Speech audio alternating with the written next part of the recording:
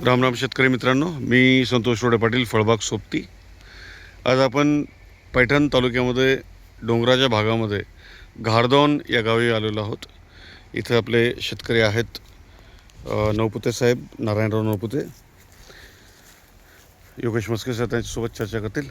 नमस्कार. राम राम सर. राम राम राम. स्वप्नील भाऊ अलीकडे. तर काय विषय काय आज? विषय तुम्ही म्हटले आज व्हिडिओ काढायचा. तुमच्या पंढरपूरला 2 जुलैला फळाची साईज अशी दिसायली, हाच विषय.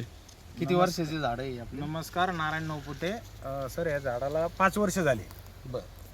5 वर्षाचे औंदा हे 5 वर्ष याला चालू आहे.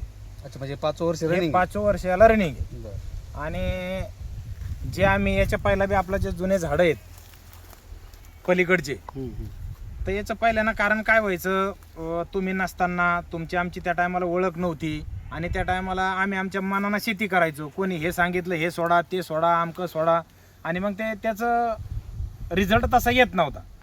कारण म्हणगत आहे ना, ते एकदा दवाखान्यात गेलं आणि डॉक्टरना हात लावला का 75% दुखणे पळते माणसाची. घरी जास्त माणूस ताणतं. मग त्या कारणाविषयी तुमची माहिती मिळाली. आणि विशेषतः माहितीतलं नाही, आता तर घरचेच लोक झाले, सारे पाहुणे मंडळी झाली.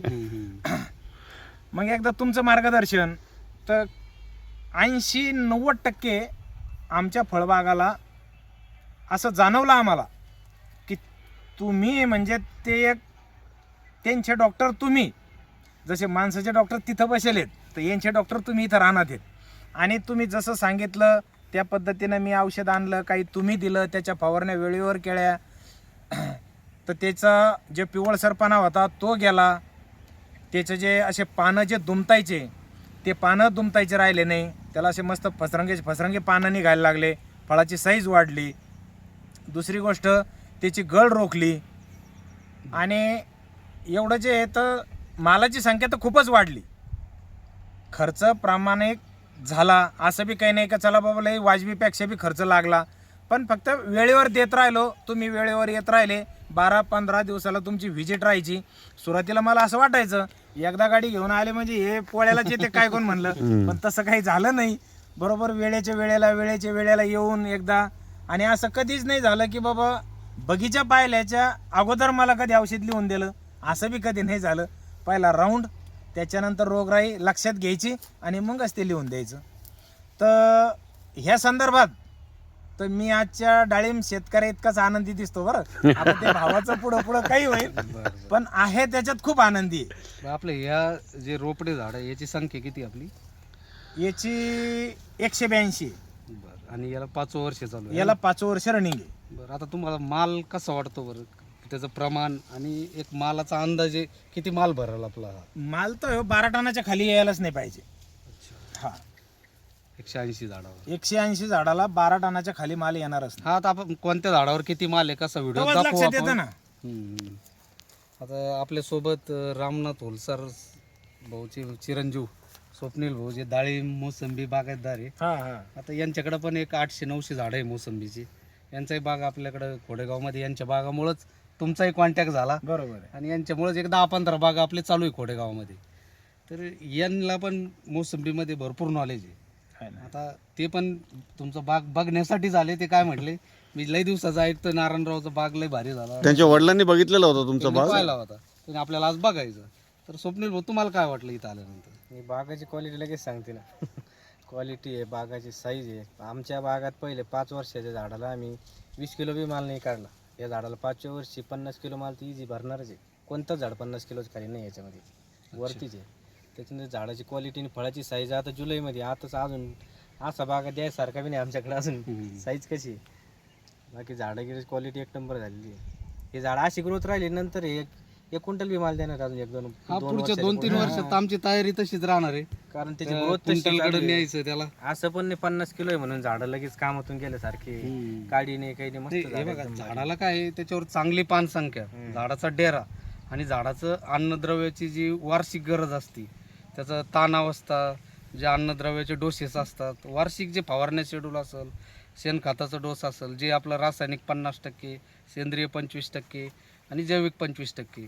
हे जर आपण शेड्यूल सांभाळलं तर झाडामध्ये अशी ग्रोथ होणं निश्चित तो काही नवल नाही आहे किंवा काही याच्यामध्ये हे नाही आहे. आम्ही पहिले काय करायचो, काही पण एखादं तुम्ही हे सांगितलं 052 सोडा, हे सोडलं, हे म्हणलं हे सोडा, सोडलं. पण शेड्यूल तुम्ही सांगितलं बाबा आता हे सोडा, त्याच्यानंतर हिची गरज आहे, हे गरज आहे. शेड्यूलनुसार चालल्याच्या नंतर झाडाची ग्रोथ पण तशी होती आणि फळाची क्वालिटी पण राहते. बरं स्वप्नील भाऊ, तुम्ही आता इथं तर बघितलं, आता या बागेत आपण फिरलो, या झाडात फिरलो, मोठ्या झाडात, त्यांच्या जुन्या झाडात फिरलो, तर तुम्ही खोडेगावमध्ये पण आमची बाग चालू आहे. आता तुम्ही तुमचा बाग सोडून खोडेगावमध्ये पण इतर बागात गेले होते का? मी गेलो, अजून बऱ्याचशा बागात गेलो मी. हम्म. ज्यांचे लगेच कामातून गेले ते बागा आता भारी वाटवले एकदम पायासारखे. आणि आता बरेच लोक आहे आपले ज्यांचे झाडं म्हणजे नव्हते सुधारतील म्हणून वाटलंच नाही, पण त्यांचे पण झाडं भारी झाले. आणि जेवढा आहे तो पण माल चांगला आहे, अपेक्षित माल आहे त्यांचा पण. तर आपण आता नारायणरावकडे येऊ परत. मागच्या वर्षी आपला सगळ्या झाडामध्ये माल किती निघला होता, मोठे आणि लहान सगळी झाड संख्या किती आपली? आपले पक्की 350 धरायचे ते आणि हे काही त्याच्यात तोडे आहे ना मोठा त्याच्यात, तर 350 झाडं पक्के होते. तर गेल्या वर्षी 9-10 टन माल निघला तो. बरं, आता यावर्षी काय वाटतं? ह्या वर्षी कमीत कमी 24 ते 25 टनाच्या खाली माल नाही येणार दोन्ही बागा मिळून. हा, ते थोडे गावरांमध्ये झाड आहे, ते थोडे साईजला याला याच्या इतकी साईज वगैरे राहणार नाही. नाही. रंगपूरमध्ये येते. बरं, मग आता तुम्हाला काय वाटतं, झाली का तुमची ग्रोथ अजून याच्यामध्ये आपल्याला? कारण हे बघा, एकदम तर कुठले रिझल्ट मिळू शकत नाही नाही. नाही मिळत. प्रत्येक गोष्टीला तुम्हाला वेळ द्यावा लागणार आहे. आता भविष्यात येणाऱ्या 2-3 वर्षात तुम्ही एवढ्याच झाडावरती 35 टन सुद्धा माल काढू शकता. हो हो आहे ना. त्या शेड्यूलनं तुम्ही चाललेले. आता काय झालं, एक ही आपली फुलंब्रीवाडी आहे ना, हां, या फुलंब्रीवाडीचे कारभारी वीर आहेत, तर ते इकडे बिडकिनला चालले होते. आता रोजच त्यांचं रोडने जाणं येणं आहे.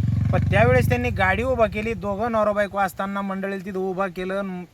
तिला म्हणे मी एकदा बागातून चक्कर मारून येतो, कडे देवाचे झाडं लई सुपर झाले. आणि ते मध्ये आले, त्यानंतर मला फोन केला, मला म्हणे देवा तुम्ही डॉक्टर लावले आहेत, कुठे आहेत? मी म्हणलं नारायणगावचे.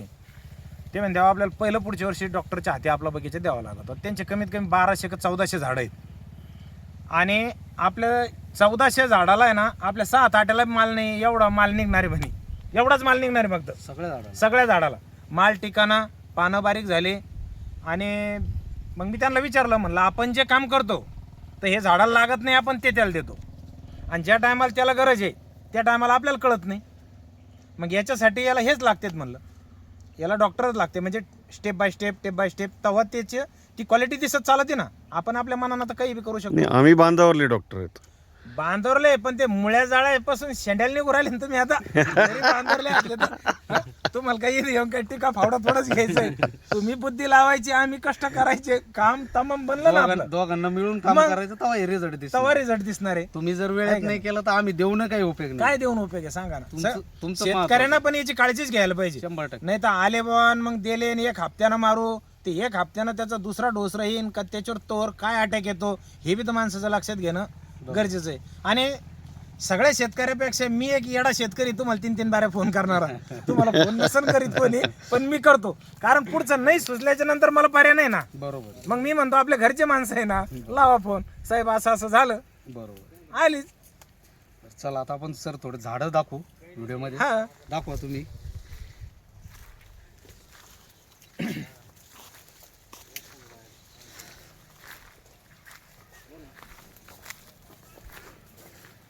मला तर वाटतं त्याला आता हे लावा काय चलावं लागत आहे काय कोण. हो, जे खाली आले त्याला तुम्ही टेकणं हे असे झाले तर टेकून नाही तर फळं खराब होतील तुमची.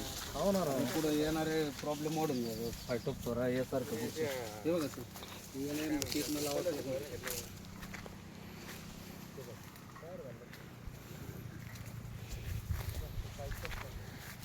अजून काही फांद्या वगैरे मोडल्या नाही ना, एवढी साईज असता नाही, म्हणजे झाडामध्ये चांगलं स्टोरेज तयार होईल. नाही ताकद झाली झाडात.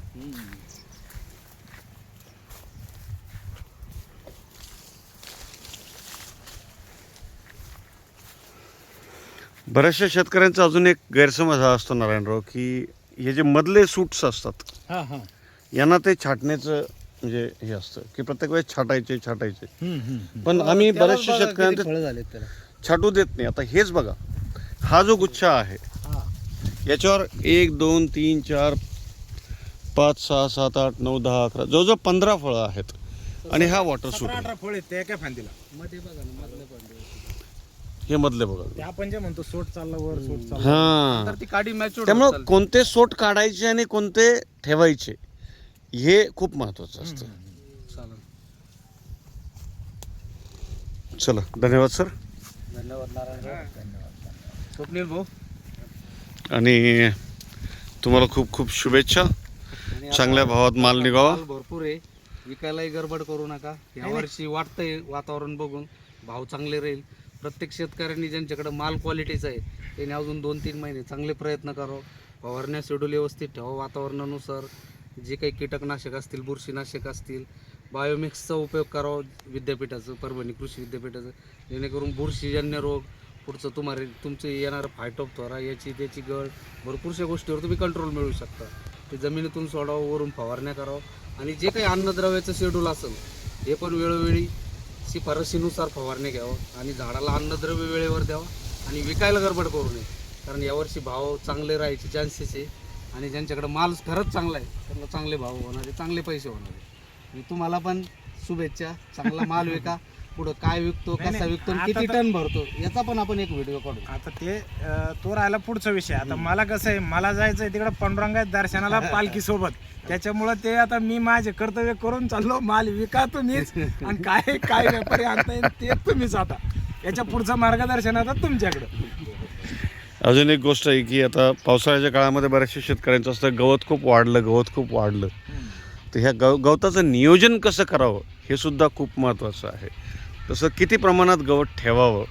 हे सर, आता हे जेव्हा पाऊस चालू झाला, यावर्षी पाऊस थोडा महिनाभर लेट झाला, पण पाऊस सुरुवातीच्या काळामध्येच एकतर हलकी मेहनत मेमध्येच करतो आपण. रोटा हिटरनं साफसफाई करून घेतो बागेची, किंवा ज्या बागेत शक्य झालं नाही, हीट होती पाठीमागं, पाऊस लेट झाला, तिथं ग्रास कटर मारून नंतर फवारण्या वगैरे ठेवाव्यात, जेणेकरून मग जी गवतावरची कीड राहील ती बागेत येते. मग त्याच्यानुसार तुमची अळीनाशक असेल, अंडीनाशक असेल, त्याचसोबत काही कीटकनाशक असेल, या सगळ्या फवारण्या आणि बुरशीनाशक याचं एकत्र जे इंटिग्रेटेड फवारणी म्हणतो आपण ती व्हावी, जेणेकरून मग काय होतं, रोगराई तिथंच थांबून जाते.